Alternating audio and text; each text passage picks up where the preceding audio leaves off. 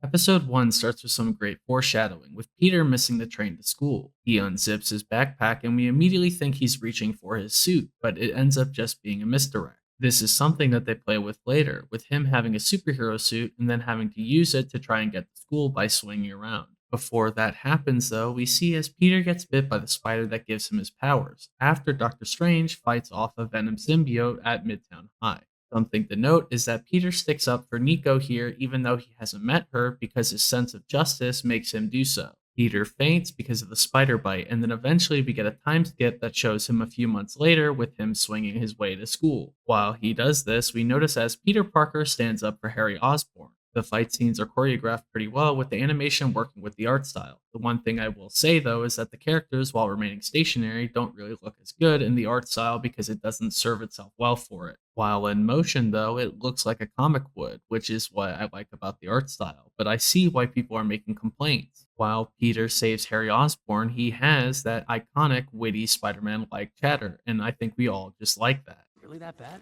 Ouch.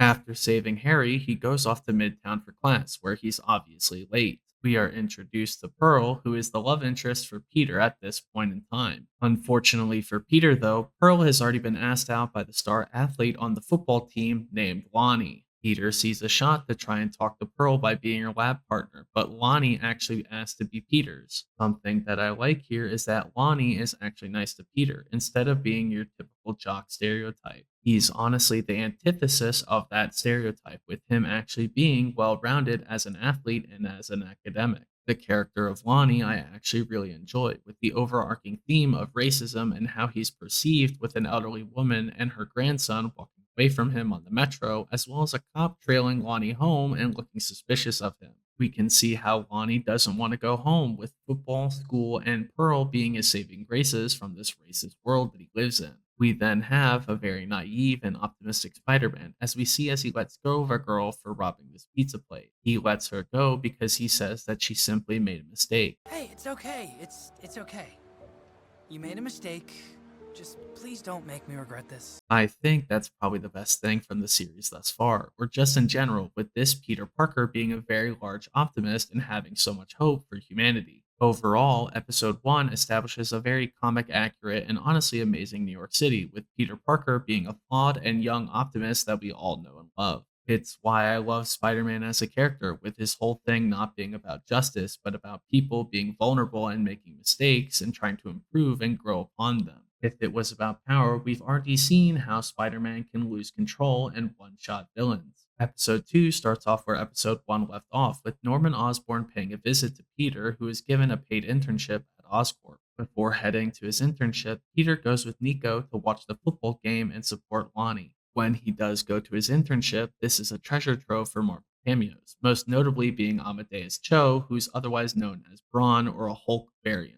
There is also Jean Foucault, who's the daughter of Taskmaster and goes by the moniker of Finesse in the comics, as well as Dr. Bentley Whitman, a Fantastic Four villain who's known as Wizard. Last but not least, Dr. Connors, who's otherwise known as the Lizard. Connors is a mentor to Peter in pretty much all of the runs for Spider Man, but they used a female variant named Carla Connors. This had the same kind of outcry as Norman Osborn, but I like both renditions of these characters, so I couldn't care less. After Peter spends the day with Dr. Connors, he's invited by Lonnie to a party with Nico after the football team wins their game. Peter says that he'll go with Nico until he notices a fire on the news with the other interns, and this is the prevalent theme for the rest of the show, with his priorities being split. You are coming in hot right now.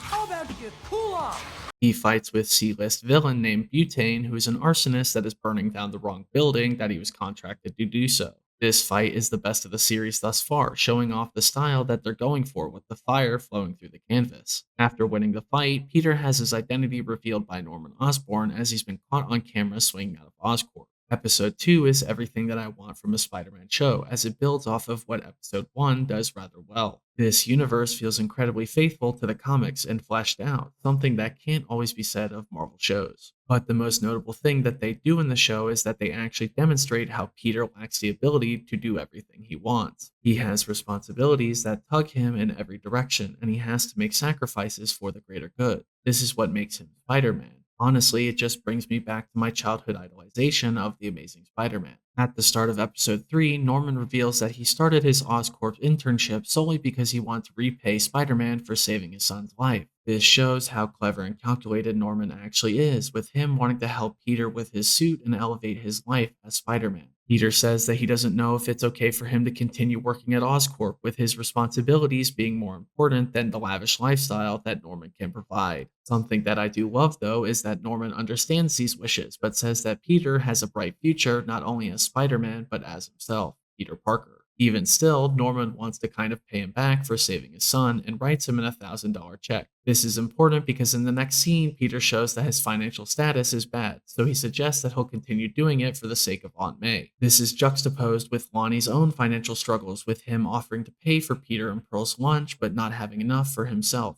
So instead of not treating Peter, he only gets an apple, opting to treat his friend and girlfriend. Lonnie then has to rush home because his little brother Andre has been arrested. This starts the character progression for Lonnie that will go forward in the next 3 episodes. While Peter is fighting crime, Norman helps him defeat a criminal couple who have been running rampant, which leads to Peter agreeing to work with him in Oscorp. This again is juxtaposed with Lonnie joining the 110th Street Gang at the same time. If season 1 of this show is about anything, it's the dynamic between Peter and Lonnie with their financial troubles leading them down 2 adjacent paths that will eventually cross one another. Episode 4 opens up with a cool tidbit towards MCU continuity with the Sokovia Accords happening, which shows the canon event that is going across Marvel properties now. Norman then shows schematics of new suits that Oscorp scientists are working on for Peter. This episode serves to show different suits through trial and error for Peter, with Norman trying to make him into something that he's not. Bonnie actually runs into the Scorpions, who are run by Matt Gargan, who is the Sinister Six staple supervillain named Scorpion.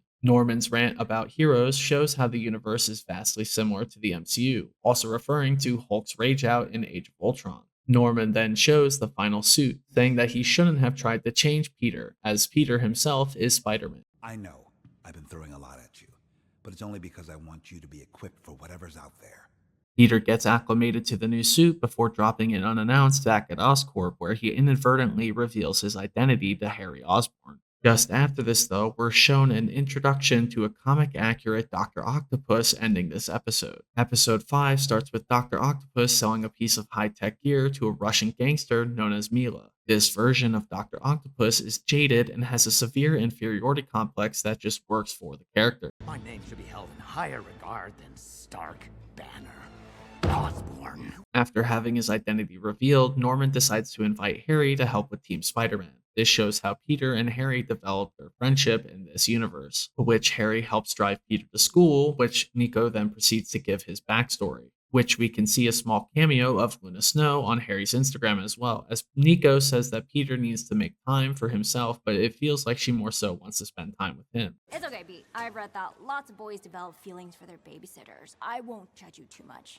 Mila Masaryk, who buys the helmet from Doc Ock, is compared to the Rhino, to which she says it's more like a unicorn. This is in reference to her name in the comics, which originates from the unicorn, who's also known as Milos Masaryk, who is usually an Iron Man or Fantastic Four villain and is changed for the universe. The 110s and Scorpions fight with Lonnie tackling Gargan and saving Big Don's life. Peter invites Harry along to the movies with Nico, and we can see how she's disappointed, hinting that she's interested in Peter. The episode ends with the big reveal that Lonnie is given the moniker known as Tombstone. This name should sound familiar, as he appears in Into the Spider-Verse and is an enemy of Spider-Man and Daredevil in the comics. Tombstone?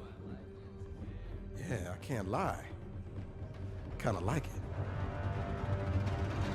Your friendly neighborhood Spider-Man succeeds on multiple accounts, mainly on the basis of juxtaposing Peter and Lonnie. They are two sides of the same coin, and their dynamic will be what shapes the rest of this series. And again, I can understand why people don't like the animation style, but I think it services it pretty well, with this world essentially being the comics coming to life with the universe built essentially that same way. That's why I love these kind of animated properties from Marvel, as it gives more opportunity to have more characters from the comics come to life. That's all I have to say though, and I hope you guys all enjoyed the video. You're late. What? How is that even possible? I got here 2 minutes early.